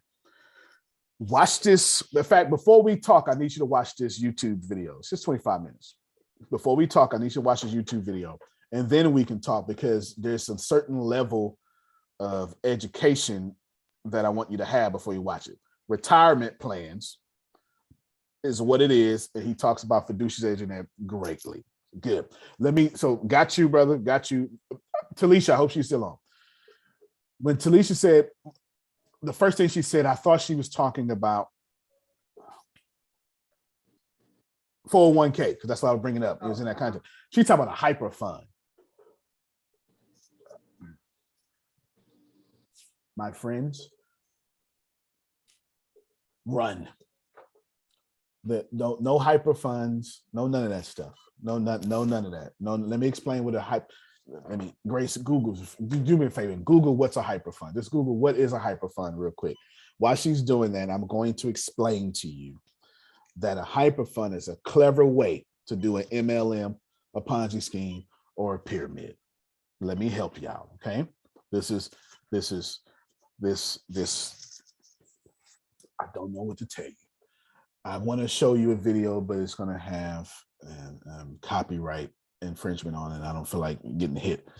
Hyper funds are bad. And the reason why they sound so good is because there are lawyers like Prophet Jerry that had to deal with that make them sound really good to the organization. Hyperfund provides seed funding for startups, seed funding in the earlier stage of ventures, blah, blah, blah, blah, blah, blah, blah. Now, is Hyperfund a cryptocurrency? Is Hyperfund real? There you go, Grace. Let's go down there. Look. See that? They took something good. I didn't even have to finish it. I do this for a living. You get what I'm saying? I do this for a living. Hyperfund will be classified as Ponzi or MLM, otherwise pyramid. I almost said that word for word. Let me. You can stop it, Grace. Let me help you out. Let me help you. A company. Let's take ATS. You take ATS, all sorts of stuff. Okay. Let's take ATS. The reason why ATS is a reputable company, Kim, in the eyes of the law, the Lord, and the land, is because most or all, in this case, 100% of our money comes from outside the company in. That's a reputable business. Is everybody understanding that? What I would do for you is we're going to whiteboard. This class has become fan-freaking-tastic. My goal is to give y'all a class, a financial series for the rest of the year that should cost you $40,000 to even attend for free. Like, that's my goal. So I'm grateful that we can do this. Here is Jerome and Son, okay, or Jerome and whatever, right? Whatever Jerome's company is called. You know what I'm saying? This is Jerome's blessing right here. Everybody see it? It's a big orange circle for those of you that will be listening to audio later. Yes, you need to get your money out. So she said, "Oh my God, I need to get my money out." Let me explain. Here is a line going this way to the company. It's outside the circle. So what I did for those of you that will be listening to audio later, on the left side of the whiteboard, there's a big circle. That's Jerome's company. On the right side of the whiteboard, on the left 1/3 of the whiteboard is a big circle. On the right 2/3 of the whiteboard is an arrow going towards the circle. And I'm going to call this, you know what? We're going to call it OPM, Other People's Money, the good way. All right, that's what we're going to call it. So right now over this line, I got to call Other People's Money the good way. So whenever Antonio say, "Jerome, it don't cost too much because your customers' money," I mean it the good way. There's another way to get money into a company, and that money is different. And we're going to make this red now, not for bad, just for pay attention, is when this money comes from inside the company. This is other people's money the bad way. So here we go. OPM, the bad way. For those of you that listen to audio only, I have 4 things on the screen right now. Big circle, left 1/3, right circle, 2/3, and right line 2/3, and it's good money. Money coming into the company, outside the company. Then there's a red line at the 180 degree line going straight up. And this red, and this is money coming from inside the company. Let me tell you what this looks like. Membership fees, auto shipping, membership signups. All right, Jerome, we're going to do this. It's going to cost you $199 to get, and we call it a welcome package. Yes. $199 for your. Let me show y'all something. Let me. Okay, everybody, pay attention. So Assembly of Wonders is up and running. Thanks for all of you who have been blessings and donated. We do appreciate you. No doubt about it.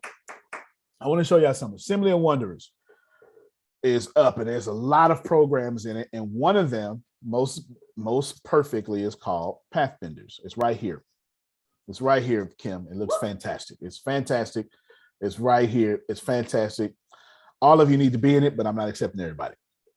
Here, I'm not. I literally I say it on the thing, so don't worry about it. I say it on the thing.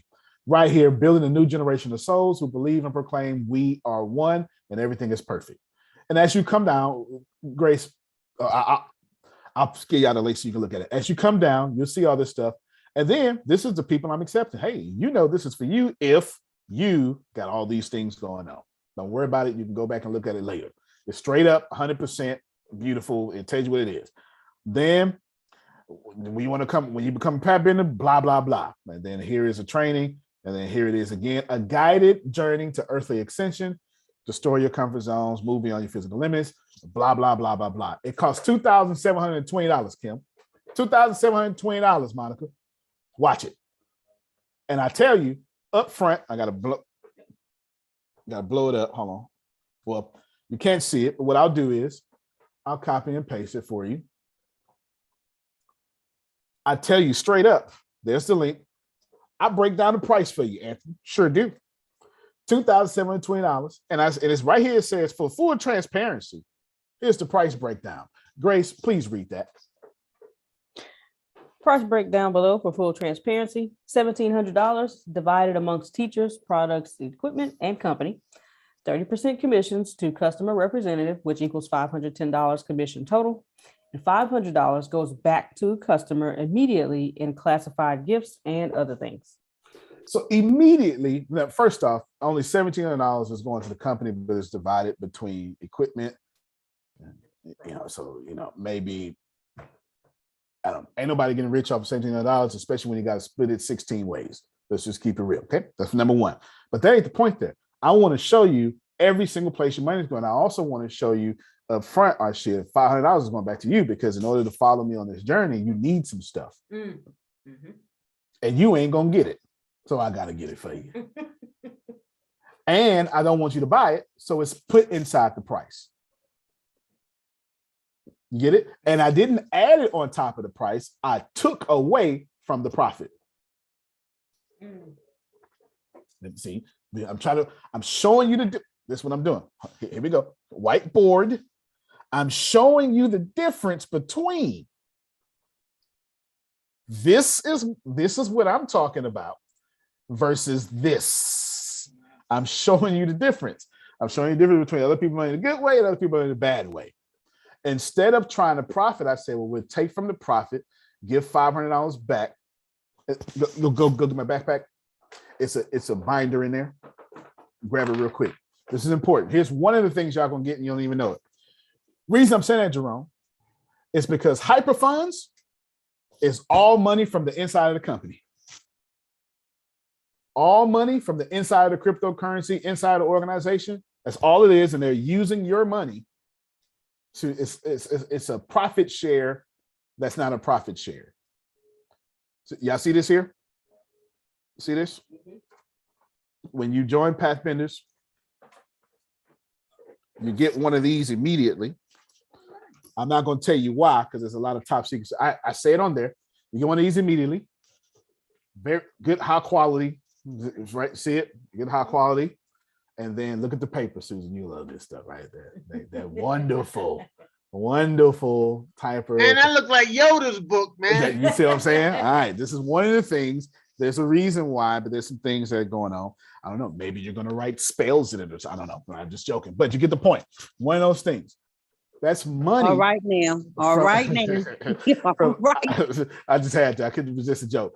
Money coming from outside properly. Hyper funds is money all going from the inside improperly. And here's the deal. When most of your company's profits come from inside the company, that's a pyramid. 100%.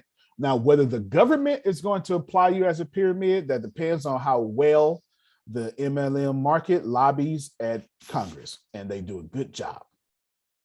They do a very good job. Do you understand? They do a very, very, very, very, very, very, very, very, very good job. It's still a pyramid, but Herbalife is still in existence. because Herbalife is one of the biggest lobbyers on the planet. Doesn't stop it from being a pyramid, but Bernie Madoff didn't lobby well. Do you understand? The only reason some of these people are still in existence because they lobby, and they lobby well. And why is lobbying important? Because when you stop being a congressman or a congresswoman, 95% of them go to lobbying companies. You go to the people who've been feeding you. This is how this system works. Ain't no sense in getting mad at Jerome. It just is what it is. Let me summarize this video for you because I want to end now. Everybody has to pee. I was going to show you money as debt. The reason why savers are losers is because under what you call the fractional reserve. It's called fractional reserve banking. You get money from borrowed money, and then they borrow on top of your money 9, 10 times. Cool? That's fractional reserve. So that means I give you a pie, Jerome, but the pie is already owed to 10 different people. So you can eat the pie, but then you my slave. Grace, Google debt slavery. If you take the pie, I'm almost done. I'm giving me 5 more minutes. We're not going to show the video. I'm summing it up. If you take the pie, you mine now. See, this is what used to happen. I don't know if y'all know it, but every culture on planet Earth has been a slave at some point in their history. Now, American slavery is different from all slavery, but every culture on planet Earth has been a slave. Is that okay? That's just historicity, you know. So I'm going to bring up slavery real quick. Hold on, stop it real quick, Grace, because you know you bring up slavery, people get nervous. I'm talking about all y'all. And one day, Susan's people were slaves. It's the truth. It just they were indentured servants. Okay. Indentured servants, gladiators. Poor white people working for somebody that had more money than they. There you go. There you go. Educated man. Everybody, every culture on planet Earth has went through slavery in some form. Feudalism, indentured servants, you know, gladiators fighting for their freedom. Doesn't matter. Every single culture on the planet. American slavery is very different. It's the first time ever the federal government was in on it and legally etched out a people from being prosperous. That's a completely different thing. Consider this as slavery. Listen to me. The Federal Reserve is slavery. I know you don't like it, or I'm lying, or I'm militant. I get it. It's propaganda. Go ahead. Grace, put it on the screen, please. Debt slavery is this. She has a sweet voice. I want to read it in my strong one, Jerome. Debt slavery, also called servitude, debt bondage, or debt peonage. Not bad. A state of indebtedness to landowners or merchant employers that limits autonomy. Autonomy means self-dependency, self automatically going on. I am efficient. I'm efficient, like a windmill.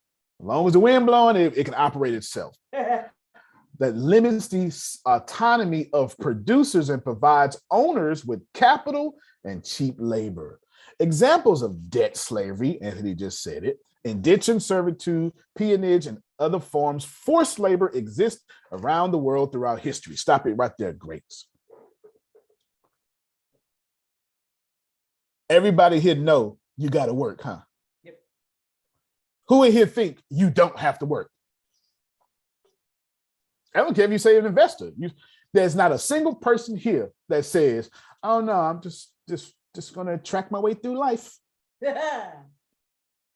So if everybody here has to work, everybody here is in debt slavery. Help me, somebody. I'm ending playing on the ground. You know what I'm saying? You're in debt slavery. Yeah. And the fractional reserve banking hypers that debt slavery. So when I give Jerome a pie, soon as Jerome eat that, no, He don't got to eat it. I don't give a damn if he eat it. I don't care what he do with it. Soon as Jerome say, let me get a pie too. All right. Now you owe me 10 times. In jail, and I know y'all saved. But let me tell you what that mean in jail. Okay, I don't do, this is it's only me and Sugar. Me and Come Sugar. on now. Come on. Yeah. Come on now. That's not my address no more, though. But you understand. In jail, Jerome, when I tell you I need that same pie back, that's not good news. And when I tell you with interest, I need that pie 10 times. That means through force or not, I'm gonna get my pie back. As vulgar as you want that to be, I need you to know the government is telling you, don't fight it, just let it happen. I don't like the way that sounds. You shouldn't, but you shouldn't. But you're getting pillaged every day. Every day, they put you in the chokehold saying, I'm gonna need my 10 pies back. And here's the deal. Back when anybody non-black was in slavery, back when black was in slavery, they were nice. Soon they said, oh, we'll take care of you. We'll provide you the land. We'll provide you the food. We'll provide you shelter, but run, get my money. They flipped it now. We ain't providing you nothing, Susan. We ain't providing you no land. We ain't providing you no shelter. We ain't providing you no food. You go make all that and still run me my money. And every single time that we find ourselves taken from the government, oh, you talking about assistance? Nope. Do you got money? You took from the government. You are 10 times a slave. That means your money need to be moving at least at 10 times speed to free yourself from slavery. Let me end. I'm already in it. I'm telling you, you don't have to like it. And I don't look like your teacher. So you already have cognitive dissonance hitting you. I'm either too male, too dark, or whatever your teacher looks like. I'm not it. So you have cognitive dissonance going on. But the moment Kim accepts $1, Kim owed me 10. Do you hear what I'm saying? And you know this to be real, Frida, because if you don't work, you can't get from under me. Because debt slavery is in perpetuity. Y'all know what that means? A time we ain't decided yet. It's just going. It's just, when I'm gonna get out of it? We'll come together later and figure it out. And later never happens. And the coming together never happens. Because the only time we get to come together is when you pay me back my money. And I am Uncle Sam and I need my money. So go ahead. Go on to the Bahamas. Change your citizenship. Central bank over there too. Go ahead and go to the UK. Poof, they started the central bank. They invented it. It don't matter where you go. As long as if you so well, I don't want to go. I'm going away from the central bank. So you're going to be an enemy of us then. Japan, Russia, some sort of communism, huh? Yeah. Okay, go on over there. Now you got to die. So it's either running me my money or be an enemy of the state. Welcome to your life on earth. And as much as you don't like me saying it, you ain't mad at me. You going, well, why the hell they didn't teach me that? And that is where I wanted to end with Susan's original question. Then if I do, then if I don't. They teach you how to invest in stocks. You ain't never went through school and they ever taught you about real estate. Never. You ain't never took a class and they said, okay, here's how you do a real estate contract. Here's this, here's that. Because this is what I was saying. How many of you, the government teach everybody, 401k, they teach everybody. They even in free school, they introduce stocks to you, introduce compound interest, told you how to write a check. Yeah. I remember. And I'm a millennial. And when I got to high school, the first thing they did was say your name go on the top right-hand side, right? They taught me two things, Jerome. Early in school, they taught me how to write a letter because with no internet. Right. Y'all don't remember that? Antonio, I'm a little bit older than you. Well, I used when I was in school, they had PSFS. You had on Thursdays. You bring your dollar and put your dollar in your bank book. They told you how to say that. They had it set up, man. You in second grade. You got a bank book and you bring your dollar in there to put it. They had y'all set up to go right through the system. You hear me? Set up. Because where do you learn? Please hear me. Where do you learn nationalism? You don't learn it at home. The origin of nationalism is the public school system. Antonio. Yes, sir. You know, as you sitting there talking, I am talking too, Jerome. I say I'm a little older than most folks on here. There is a PBS show, Frontline.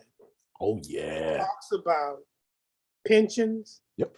And 401ks. Mm-hmm. And everybody needs to see it because when I saw it, it blew my socks off about how 401ks came into being because they were originally supposed to supplement pensions so that people would have enough money when they retired on Social Security with the pension to bridge that gap of about 15%. The employers realized that they were putting aside like maybe 1 or 2 or 3% for 401ks, but 15% for the pensions. Yep. They flipped it, got rid of the pensions, and put everything in 401ks. And they said, this ain't enough money for people to live off of when it's time to retire. And the employer says, yeah, okay, whatever, but I'm getting a whole lot more money back in my pocket. And when you watch that story, it will blow you away about how many people, when they get to my age, and a couple of us on this line, how we got to end up going back to work because we put all of our money in 401ks because there were no pensions, and you know Social Security ain't enough to sustain you, but you don't find it out till it's too late. And who's going to hire you? Walmart? You know? Yep, that's it. You talk about us, but it really makes you realize that if you're waiting on Social Security and your 401k has a shelf life, and I'm not saying that they're bad, because if they're going to match certain amount, get it, but don't sit there and count on it to take you to when your eyes close. You better have something else. So I just wanted to mention that. You know, Jerome, I think you're talking about, I pulled it up. I pulled it up. I might watch it today. I think you're talking about this right here. The retirement gamble, full documentary, Frontline, 401k. This would have looked like before they got two of them back to back. When I searched it, my bad. Move that all the way over. When I searched it, it looked like this here. The retirement gamble and the pension gamble. This is the one, yeah. Yeah, the one with them 3 people, that's the one I think I remember seeing. And it will blow you away. It's just unbelievable. And it's so sad because the guy in charge of the 401ks. Oh, right here, Jerome, how 401k plans work and why they kill pensions. Look at that. Bingo, yeah. And I tell you, it's just amazing when the 401k guy went to the owners and said, would you want people to handle your retirement the way you handle it? He said, of course not. Then why are you doing this to your employees? They had no answer. Wow. They knew that they were screwing the employees around and not giving them enough when it was time to retire. And nobody did anything. And I didn't even know this went on. And I just said, I love Frontline. Frontline is, man. I love journalism. Journalist, real journalism. Not that Maury Povich, Jerry Springer stuff. Now, real journalism. Yeah, it ain't much on Fox News. It ain't much on MSNBC. You know what I'm saying? But there's always an anchor, though, Susan, that's giving you real journalism. You count on Anderson Cooper. I have yet to see where Anderson Cooper didn't go all in and give you both sides. I have yet to see it. And life has to be difficult for him. He's an attractive white gay male out front. I don't see how he ain't picked on. You understand what I'm saying? It has to be difficult for him, both sides. Journalism is heaven on earth. Because the moment we take it away, all you got left now is propaganda. See, I'm too young to be talking like this, but I know what I'm talking about. You understand what I'm saying? You take journalism away, all you got left is government sanctioned news. Now you're in communism. And you know y'all don't like that. The fight coming up now, and I know Phil knows this, it's going to be who gets to have our information, corporations or the government. That's the fight happening now. And it's the fight that's going to eventually come to a head at some point, and I have no idea how it's going to end. But I can tell you this, neither side should be trusted. But right now, neither the government or corporations should be trusted. Why? Because corporations sell your information. Governments control you. Which poison you gonna choose? I don't know. It's up to you which poison you're gonna choose. That's completely up to you. So let me tell you, back to Susan's original question. Then if I do, then if I don't. I am telling you that if your money is not moving, if you don't move your money, and if you don't put it in a hard income producing asset, you are in doomed trouble. Here's why. Because no matter what you say, no matter how much you disagree with me today, Frida, it doesn't matter. They hatched a plan way back before any of us were born to get as much unearned income as possible. Because it's not like the government can come out here and do sales funnels. It's illegal. It's against the Constitution. The government can't come out here and start competing with real estate agents. It's against the Constitution. When Lincoln, or was it Lincoln? Whoever did the Louisiana Purchase, I can't remember who it was right now. Whoever did the Louisiana Purchase had to do it so fast because can the government buy land? We bought it from the French. They did it so fast before you can argue. Just look it up yourself. Look it up yourself. The government ain't allowed to come out here and just go in business. So what is it then? Easy. I can do unearned income though. I can have them in business while I eat off of everything they do.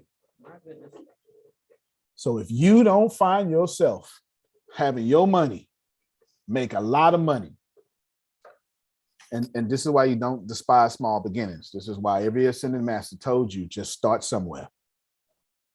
Just start somewhere. It's okay, make 10 cents. 10 cents doubles a lot should you stay faithful. But you got to have your money moving faster than their oppression of you. If right now, here's my plan. Well, I'm already doing it. Hopefully by Friday, I'll be finished. Here is, I got to go take an exam. This is one of my Udemy classes. I'm doing Python. Python and benefiting is the beginning of artificial intelligence. You understand? I got to do 11 different Pythons. Forget all this, forget all this, forget all this. Right now, I'm 106 classes complete out of 381. It's long. It's 32 hours just to finish. But here's the deal. It's not that I care about Python. It's not that I care about building robots.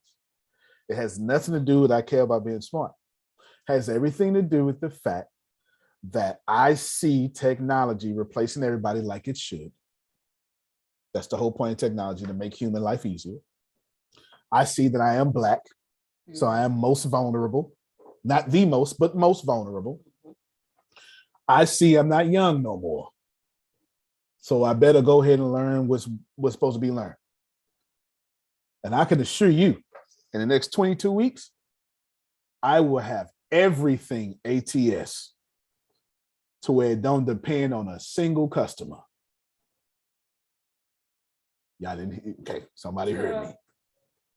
Why? Has nothing to do with I don't want customers, because the truth is I will have customers. It's going to be a different version of customers. Unearned income. What the government is doing to us, I'm doing right back to them. I'm not complaining. I ain't arguing. I'm 40 years old, learning new skill sets. Yes.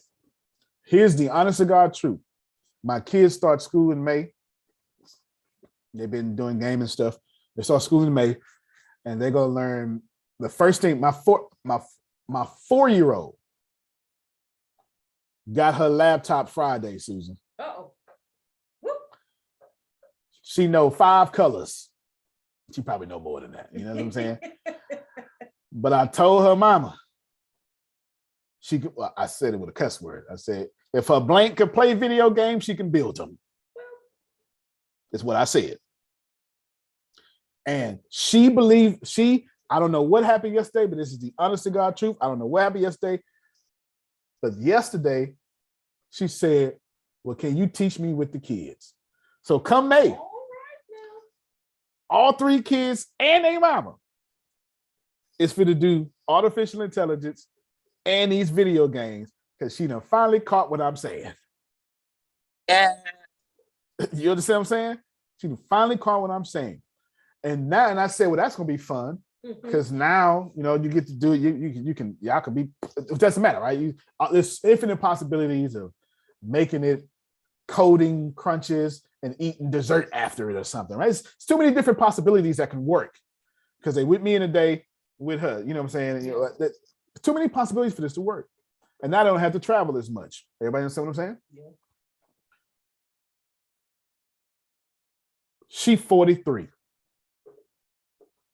She is as computer illiterate as you can ever possibly. She's in that crazy generation, Phil, the one that Grace is in, that they not young enough to be a millennial and not old enough to be a baby boomer. They something else, Susan. They something else.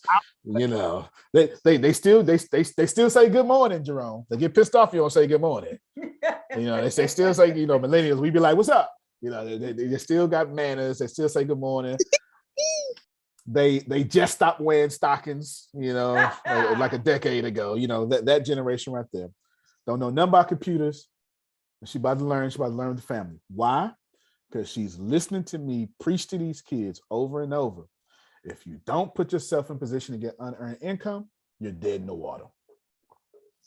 Antonio T. Smith Jr., you can't plan better, you can't dominate. Let's hear about tonight, please, before y'all go. Phil, tell us what we're doing tonight, please. Oh, okay. I'm going to if Generation X is what you're looking for. Yeah, that's what I was looking for. A crazy generation. Generation X. There you go. Susan, take it away.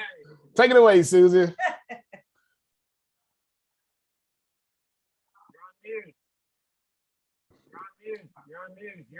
You're on mute. Unmute yourself, Susan.